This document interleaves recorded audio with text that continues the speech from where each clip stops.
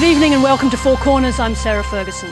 Tonight has a generation been shut out of the great Australian dream. It used to be that Australians would spend 3 or 4 times their annual income on a house. Now it's 10, 20, even 30 times, putting home ownership out of reach for many, and especially for young people. The tax breaks that have helped fuel the unprecedented housing boom will be a big issue in the coming election campaign. Taken together, negative gearing and capital gains tax breaks cost the public purse an estimated $11.7 billion each year. Labor has promised to wind back the concessions, but despite criticism of negative gearing from some Liberal politicians, including former Treasurer Joe Hockey, Prime Minister Malcolm Turnbull has ruled out any changes to the system. In tonight's programme, experts say that Australia's housing market is already cooling. Economists are divided over whether we're seeing the start of a soft landing, a correction, or a crash. For many in the millennial generation, a crash is what they're waiting and hoping for. Ben Knight reports.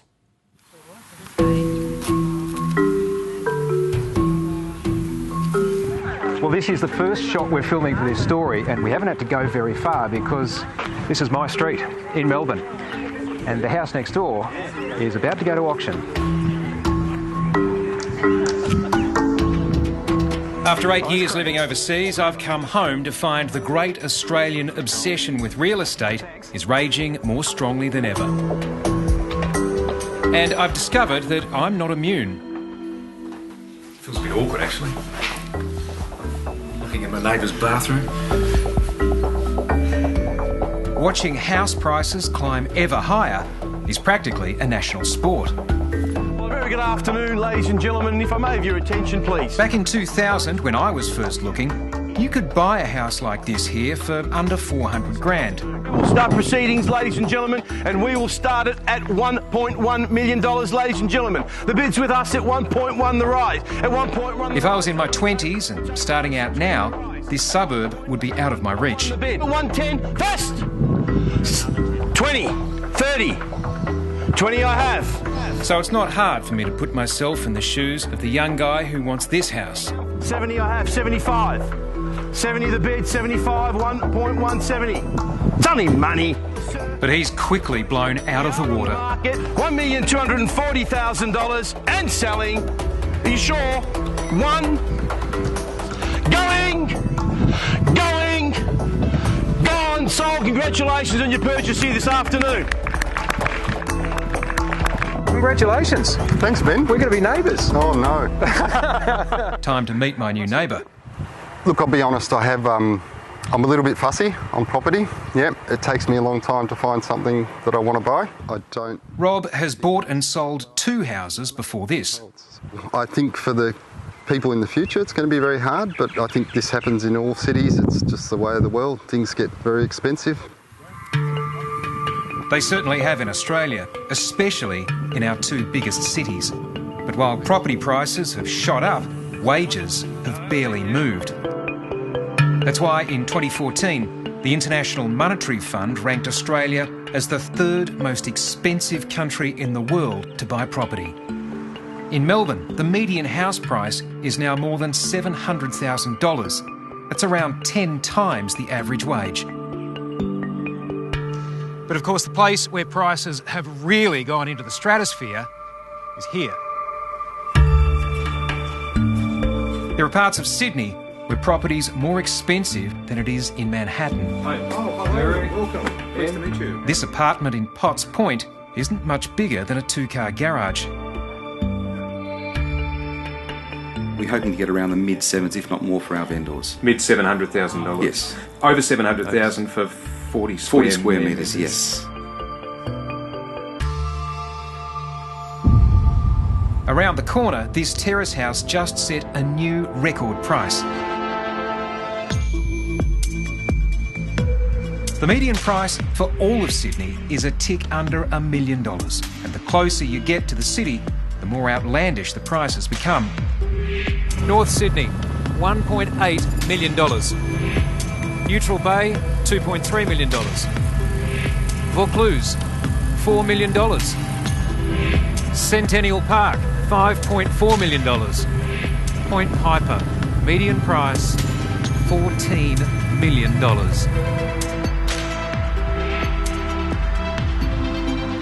Since the end of the mining boom, construction and mortgage debt are now the two biggest drivers of the Australian economy, and you can really get a sense of it from up here.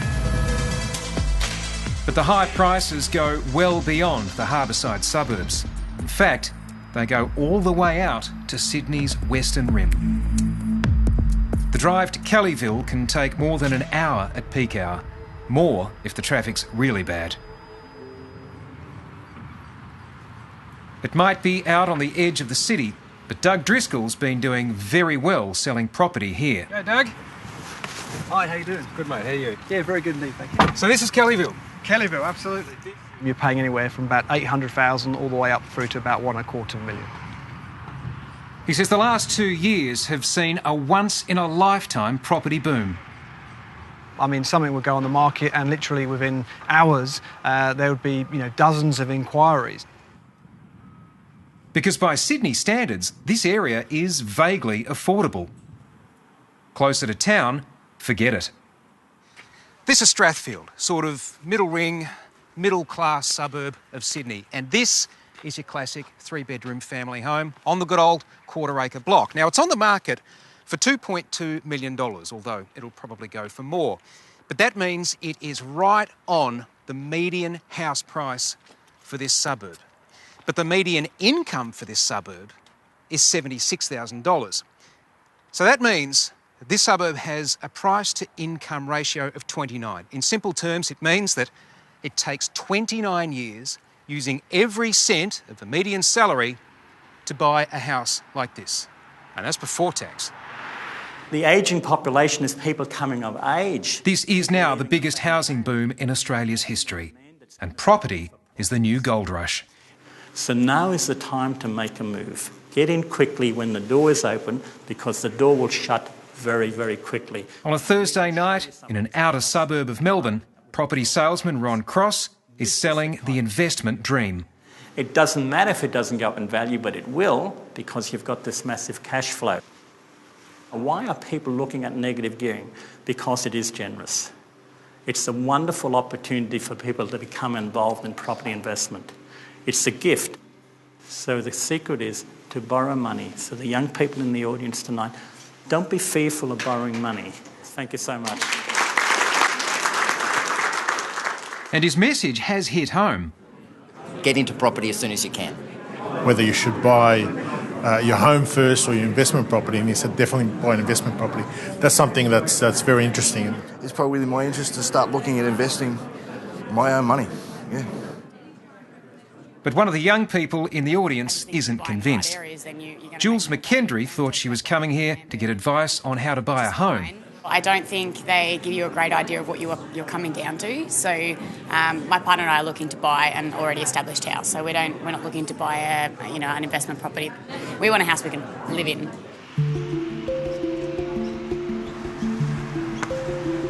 Jules McKendry has spent the last year trying to buy her first home.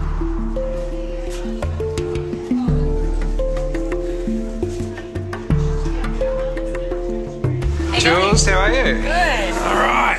So you're back at it. Yeah. Jules isn't from a wealthy family. Her parents don't even own a house. No, absolutely. But at 25, she's managed to save $150,000 from her marketing job and by boarding with her mum. I wouldn't have thought that with the amount of savings I've got and the money I earn and the sort of the lifestyle I'm in, I wouldn't have thought I would be so far away from buying a house. Do you think that for your generation that's something that just might not be a reality anymore? If the prices keep doing what they're doing now, there's no way my kids will own houses. To them it will be normal because no one will own houses. But you no one will buy them. But you feel ripped off. Oh, definitely. Jules McKendry spends every weekend looking at houses, while her partner Nathan is at work helping to build up their deposit. It really kills your weekend, doesn't it?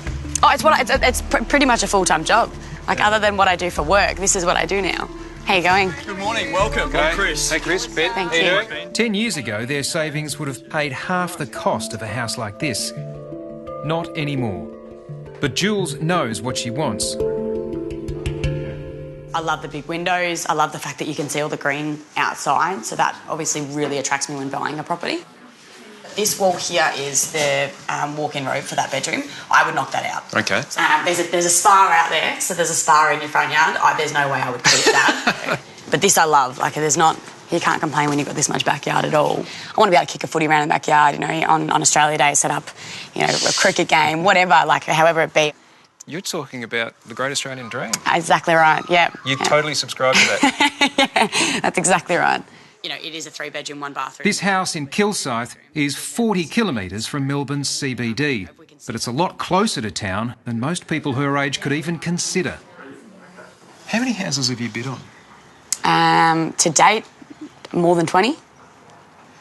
How do you find the emotional energy? You can't get emotionally attached to houses anymore. You can look at them and go, I could see myself living here, but I can't be in love with it. I can't envision my furniture in it. I can't do any of that, because otherwise every week I'd just be going, yeah, no. And you can't do that. You can't live your life being depressed every weekend because you've missed out on another house. Her competition isn't other home buyers, it's investors. It'll be the same with this property. I think if we won't purchase this house, or a young couple doesn't purchase this house, I think less than 2 years from now there'll be a house in the backyard. Right, so you're thinking that this is who you're up against. You're up against an investor 100%. who just wants to subdivide. Yeah, exactly right. And so have you lost out on auctions to investors before? 100%, yes. This map of Melbourne shows the suburbs where more than half of the units are owned by investors. It appears that the investor, the opportunistic investor, buoyed by low interest rates, has dominated the market. And so first home buyers have really been unable to compete. John Alexander is the Liberal member for Bennelong in Sydney's inner northwest. He chaired the Parliament's inquiry into housing affordability, which is due to report this year. Do you think we're seeing an entrenchment of a generational wealth divide in Australia? Well, I think this is a great concern, and this is what personally drove this inquiry, because I have 3 children who would love to buy a home someday. And every person I've ever door knocked in this region has the same concern. And so how do you give people the opportunity to buy homes?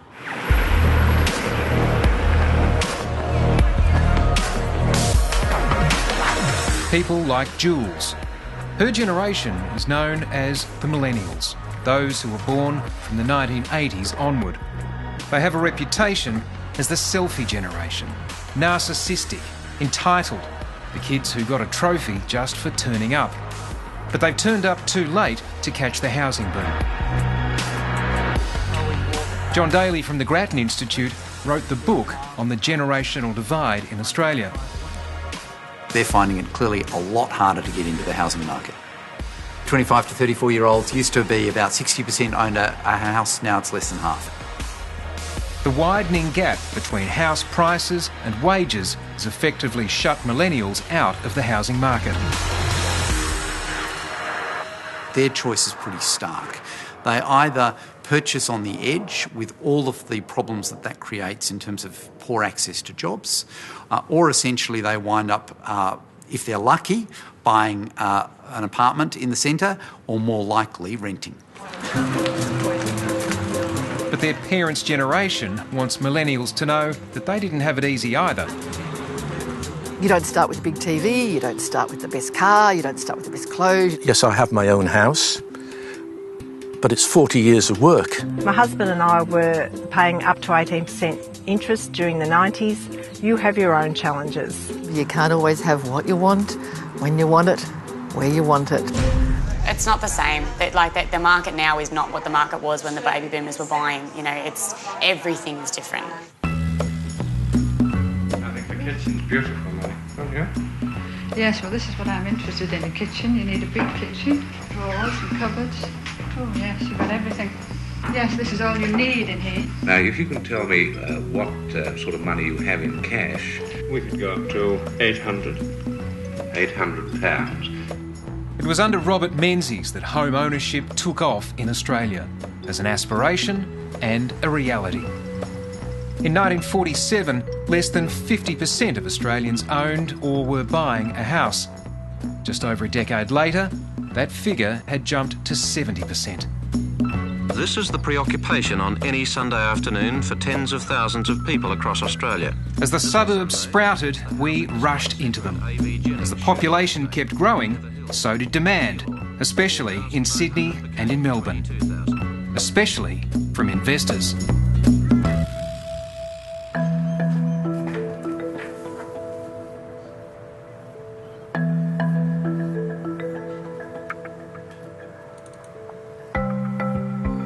Wayne, there's one in Greystanes. Oh, great. In Sydney.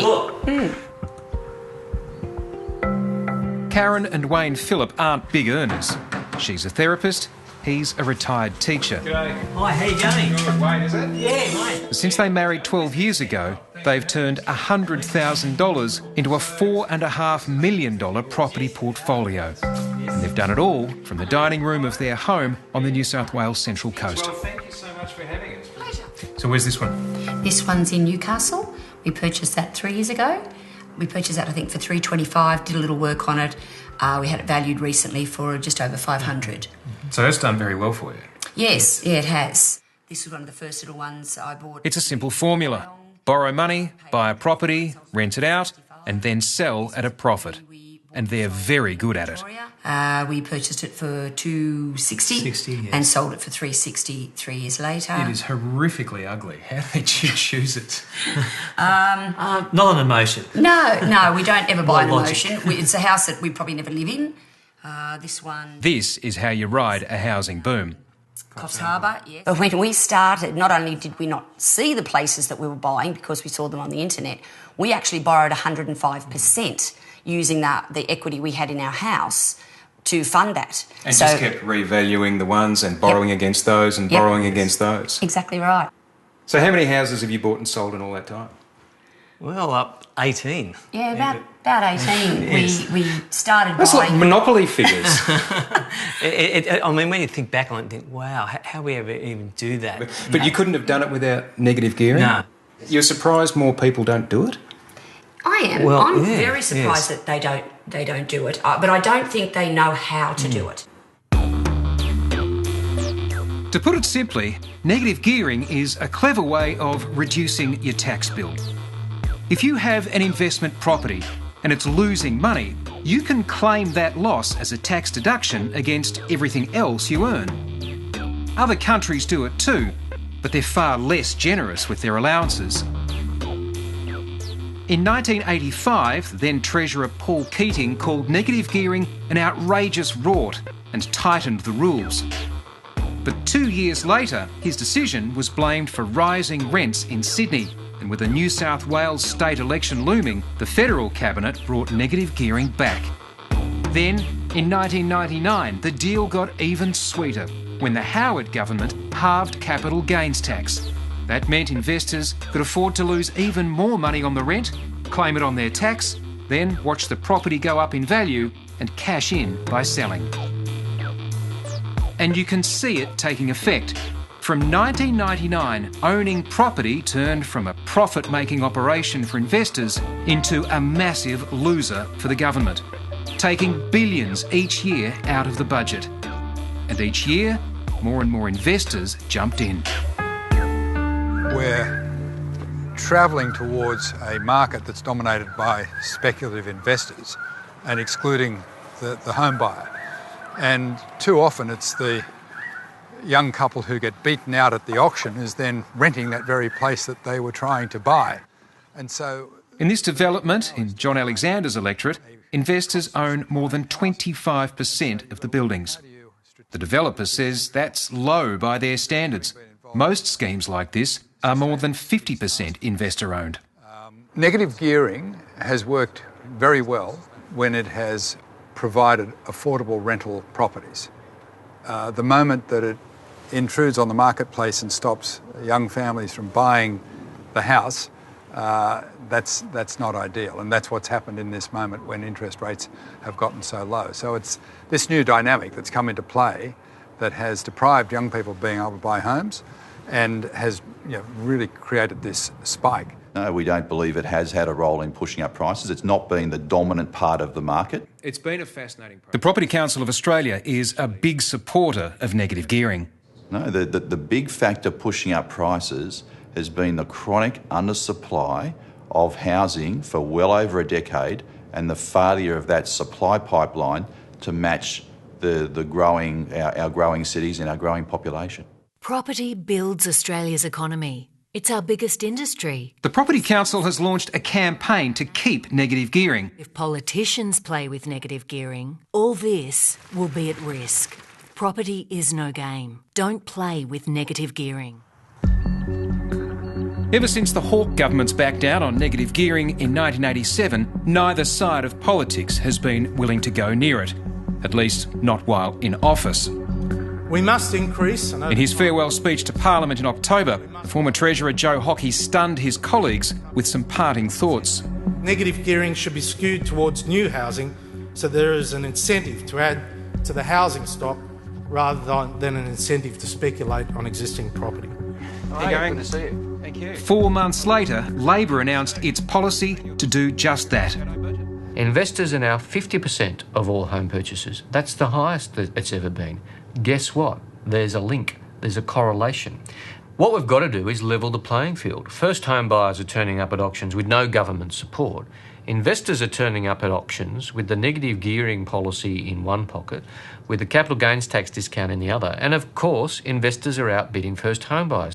You don't need to be a professor of economics. As soon as Labor announced its policy, the government was on the offensive. What does the Labor Party want to do? It wants to give the property market a kick in the guts. It wants to send those prices lower.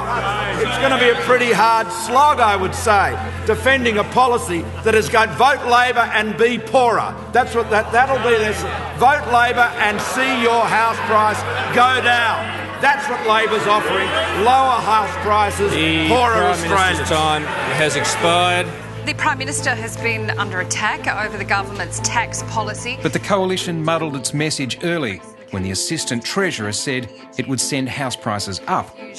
They've got a policy that is going to increase the cost of housing for all Australians, for those people who currently own a home and for those people who would like to get into the housing market through their negative gearing policy. The PM quickly pulled Kelly O'Dwyer into line. I can only assume that the Minister was referring to new housing, which of course is a very small percentage of the housing stock. It's up to prudent government action, and certainly not the rash proposal of the Labor Party to suggest that you'll only give negative gearing to new home construction, because that would just devastate the housing market. That would create a free fall. That would be devastating. Absolute rubbish. It's just a scare campaign, and what we need to do is look at policies which really do make a difference on housing affordability. But to claim that this would devastate, as John Alexander says, and that's the Liberal Party talking points, is just a completely fallacious argument. John Daly says Labor's change would probably push house prices down, but not as much as the government claims. Chances are we would see property prices fall a little bit relative to where they would be otherwise, maybe 2%. So it's not a big change in the scheme of things. And at the margins, we would see slightly fewer investors and slightly more homeowners. Now, it is true that negative gearing, Mr Speaker... The current Treasurer, Scott Morrison, says Labor's latest attempt to change negative gearing is the politics of envy. But what they don't understand, Mr Speaker, is ordinary Australians, mums and dads, are the ones who invest in negative gearing, Mr Speaker. 2/3 of those who engage in negative gearing have a taxable income of $80,000 or less, Mr Speaker. One reason for that is that there are millions more people in that lower tax bracket than there are in the ones above it. But some recent figures from the Grattan Institute show that it's the top 10% of income earners who are getting 50% of the benefit from negative gearing. It's why some Liberal elders support Labor's policy of winding it back. In fact, our Prime Minister, Malcolm Turnbull, once described negative gearing as tax fraud. And in many cases he's right. Actually, what Malcolm Turnbull called negative gearing was tax avoidance in a speech in 2005. I don't quite understand why he's now arguing against the proposition he put out before and supporting Labor. And I'm sure if Labor hadn't have introduced a policy on negative gearing, the Conservatives would have, which is the great disappointment of politics today. Why has the Prime Minister changed his view? Well, I think there's a very simple reason. It's all about winning the next election. It's a big fail from those opposite because they don't get it, Mr Speaker. While the politicians argue, young homebuyers wait for something to change. Extreme circumstances call for extreme measures, like moving back in with your parents. Hello. Hey, Jerry, how are you? Good, thanks, Ben. How are you? Yeah, welcome. Come in. Thank you. Jerry and Libby Holmes have a full house once again, ever since their daughter Millie moved back in and brought her new family with her. So you must be Millie? Yeah. You're Ben? Yeah. Mrs. Daisy. Daisy. Yeah. He's a paramedic, she's a psychologist. Finishing school, we knew we had a HECS debt. We knew we had to have a pretty good job to be able to then save a deposit. I guess we probably just didn't realise it was going to be this hard. Even renting is it's really expensive, so you can't sort of save and rent at the same time. We love it. Do you retreat in here? Yeah. We have our little domain. They're all now living in the room Millie slept in as a teenager. Yeah, we've got lots of space. We can't complain. There are now 6 adults and 1 baby under one roof. But no one here is complaining. Yeah, well, as I said before, it's a blessing to be able to have the whole family in the one house and the 3 generations as well. It's a really exceptional experience that I know Libby and I are really enjoying. We'll just try and put away as much money as we can and then see where we're at, hopefully when this bubble bursts. We'll get there. So for you, that would be a good thing. For us, it would be. Of course. It would be Look for at us. our smiles. I mean, maybe not. Millie and Ben aren't the only ones who think there's a housing bubble. It's a bubble. It's a Ponzi scheme. Like all Ponzi schemes, or like all bubbles, it's driven by people taking out debt. Steve Keen has predicted a crash before, and he's been spectacularly wrong. I love the look of the balloons. In 2010, he walked from Canberra to Mount Kosciuszko after losing a bet that Australian house prices would fall by up to 40%. He says the only thing he got wrong was the timing. So we've actually managed to keep it going, but we've only done it by boosting our mortgage debt to the highest level in the Western world. To a record $1.5 trillion. Mortgage debt is now equivalent in value to 94% of Australia's GDP. Australian banks are more exposed to the mortgage market than in any other country. John Alexander also compares the housing market here to a Ponzi scheme. A Ponzi scheme is based on that there will be new people coming into the market all the time, willing to buy, that it's solely based on the fact that the market will always go up. Well, that's what investors who are borrowing at 100% are relying on.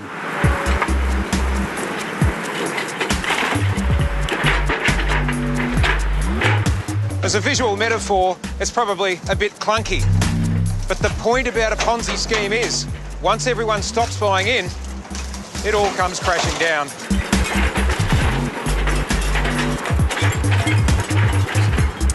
Well, our feeling is that there's definitely been a property bubble developing in Australia. Amy Reynolds is a strategist with a Singapore-based capital fund. It's one of the funds that's shorting Australia's banks, a multi-million-dollar stock market play betting that Australia's banking sector is headed for a fall from its exposure to the mortgage market. According to pretty much any housing market indicator you want to look at, house prices in Australia are significantly overvalued, and we see it as having deviated from normal values and long-term averages by about 40%. So we're expecting this kind of fall to take place in the housing market.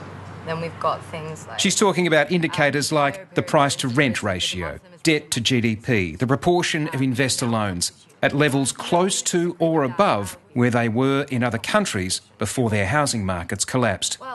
Most of all, the price-to-income ratio, the gulf between what houses cost and what people actually earn.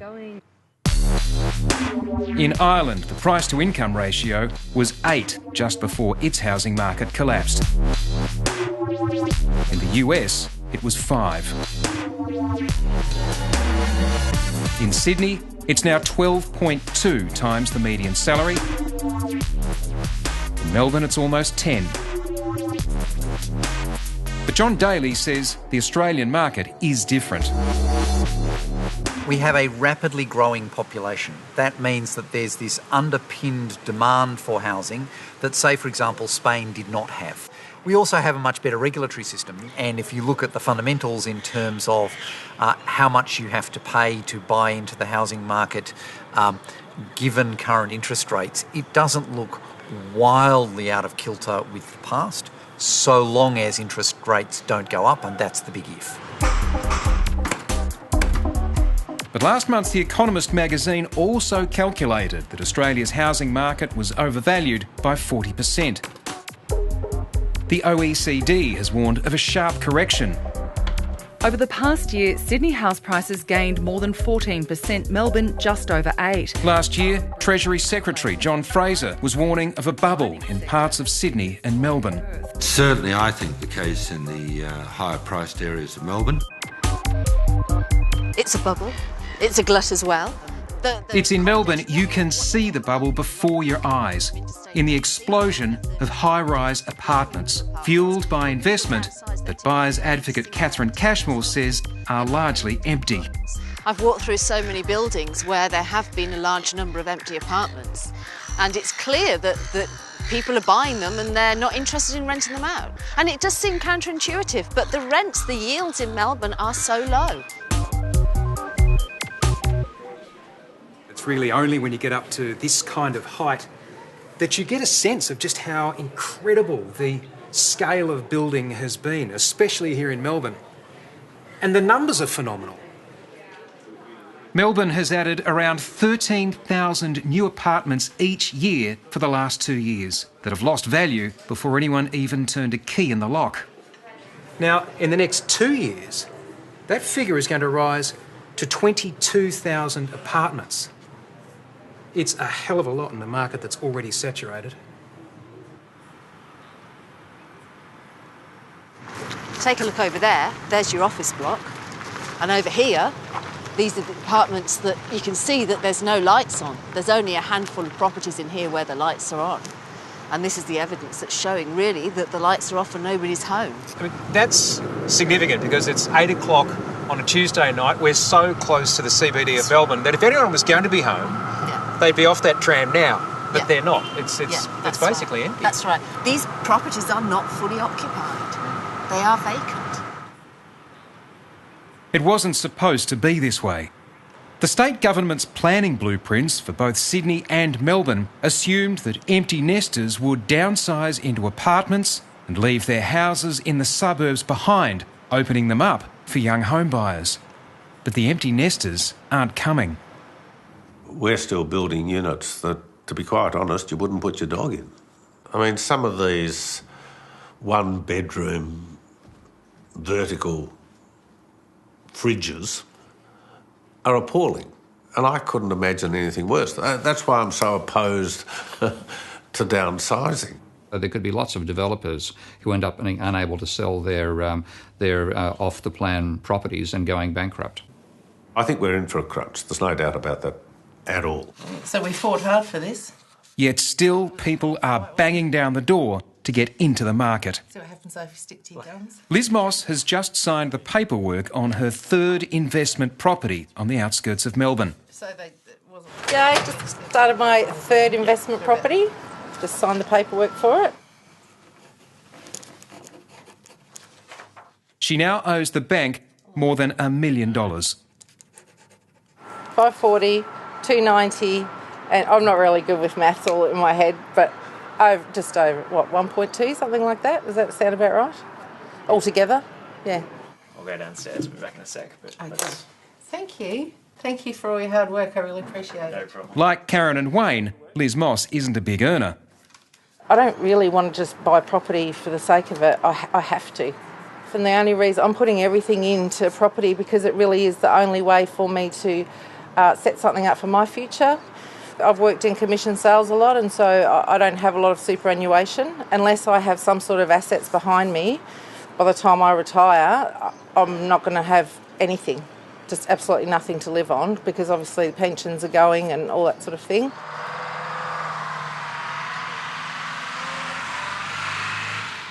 Salesman Bruce Lewis says out here he's inundated with buyers who he knows are stretching themselves to the limit. A lot of people will come in and go, the bank will give us this much. And as a salesperson, I probably should say that thanks very much, but generally what you find yourself doing is going, you should maybe downsize, allow for the rainy day, one income. But the kids come in and they can, whatever they can borrow, they'll generally do, which is pretty scary. So, well, it is, because if interest rates go up, they don't make those allowances. So, how far do you think interest rates would have to move before we see real problems? Wouldn't be much. I'd say 1% would probably hurt a lot of people, yeah. And consumer activists say banks and brokers have also been signing people up for mortgages they can never afford without their knowledge. There's a lot of evidence that we've come across that banks are actually fudging the loan application forms of borrowers to make them look a lot more creditworthy than what they really are. Economist Lindsay David has presented more than 1,100 examples of altered loan forms to the Parliament. He says it shows that banks are engaged in predatory, even fraudulent lending. The banks are actually literally using liquid paper or other types of ways to clear out the income of a loan applicant and raise it. They're lending to home buyers that have no ability to be able to pay off their loan, and they're basically depending on the property market to continue to rise at a consistent rate. And we didn't have to go too far to find someone who'd had their loan application changed by a bank. And that's all from The Business. I'm Elise Morgan. Thanks for watching. When ABC Business reporter Elise Morgan got her loan documents back, she found something wasn't right. So what did you spot? Oh, we spotted that my income had been massively inflated to what it normally is. There's a line that says your monthly income. It was correct for my husband's. And then for mine, it was inflated by around 38%. She says she never found out who changed the figures on her loan application. What were they thinking trying this? Not just on any member of the public, but an ABC Business journalist. As a business journalist, you have to think to yourself, what's in the interest of the organisation or the institution to pump that up? I'm on a pretty good salary, so you've only got to think to yourself, are they taking it from, say, a AA to a AAA rating? Is it more convenient for them to have those sorts of figures? I don't know. Which is exactly what Lindsay David says is going on. If the banks show the international investment community that they're lending to very, very credible borrowers, creditworthy borrowers, then it's very, very easy for the banks to tap into very cheap debt and to be able to sell off residential mortgage-backed securities with a AAA rating. For one reason or another, our politicians do not want to touch this. ASIC does not want to touch this. And basically, that is a serious problem because we know that the mortgage market in this country is contaminated with junk debt. Bank behaviour is now firmly in the spotlight. The government has restored more than $120 million of funding to the corporate watchdog ASIC, and the Prime Minister has warned the banks to lift their game. Last year, the banking regulator APRA finally acted to rein in bank lending to investors, limiting loans to 80% of a property's value and making it harder for people to qualify. That change has undoubtedly slowed the market down. House prices in Sydney have dropped for the second straight quarter. Melbourne is still rising, but at just over 1%. This is the beginning of things calming, which is a good thing. Our feeling is that it's kind of too little too late. There's too much debt, there's too much exposure, there's too much vulnerability. We think the banks will be shaken by this, yeah. Here's what the great Australian dream looks like in 2016. This is Mernda on the outskirts of Melbourne, or what's currently the outskirts of Melbourne. It's about 30 kilometres from the CBD, but if you're commuting, it's more like 2 hours in and 2 hours back out again at peak hour. And people do it. In the last 5 years, the median house price here has doubled. It's now more than $400,000. And one of the things that's pushed the prices up is because in these outer growth suburbs, people who are looking to buy a home are more than anywhere else competing against investors. Around a third of the houses and more than half of the units are being bought by people who will probably never live in them. You can still get a house and land for $300,000 or $400,000, but you're not getting much. Houses are squeezed onto ever-shrinking blocks of land. The rental units are even smaller. I mean, they're tiny, mate, you know. Like, I rented down there and, I mean, you can basically hear your neighbours coughing. That's how close the houses are these days. And it was jammed in here. Andrew Kyriaku's just bought his first house, Some of my corners have got bubbles in them. but spends his weekends fixing up the builder's mistakes. Doesn't make sense. What did I pay for? I mean, I just bought a brand new home. I'm fixing a brand new home. All these builders, they don't care. They make their money. They don't care about us. It's like we're scrap, mate. You know, our kids, I feel sorry for my kids. By the time they get older, the houses are going to be, God knows how much the houses are going to be. Jules McKendry is hoping today's the day she buys her first home. Got the checkbook? Yes, of course. Good girl. She's back at the house in Kilsyth for auction day. Okay, and how short does it fall? It's been quoted in the high $400,000 range, but no one believes it'll sell for that. So what's your limit? Probably 559. 559. Yeah. Yeah. That's very specific. Yeah, well, you have to be because you need to know your limits and you need to not go over it and, you know, just under 560. That way it's not, you know, just over 560. Yeah. Yeah. Oh, well, you know how it works in your head. I'm now in your hands. Fair and opening bid. Folks, I'm in your hands. And it's Jules who gets things going. 500? At 500, welcome to the bidding. It's moving quickly. 510 I have, straight back at 520. At 510, 520, 530. 520 on the left. 520 on the left, 530 if you will. 530 I have, 540 on the nod. 550 there, come back at 560, same opportunity, 550. To stay in, Jules will have to go over her limit. At 560,000 now in the middle. First call, 560. And that's it. Blown out of the water in less than a minute. We are selling on the final hammer.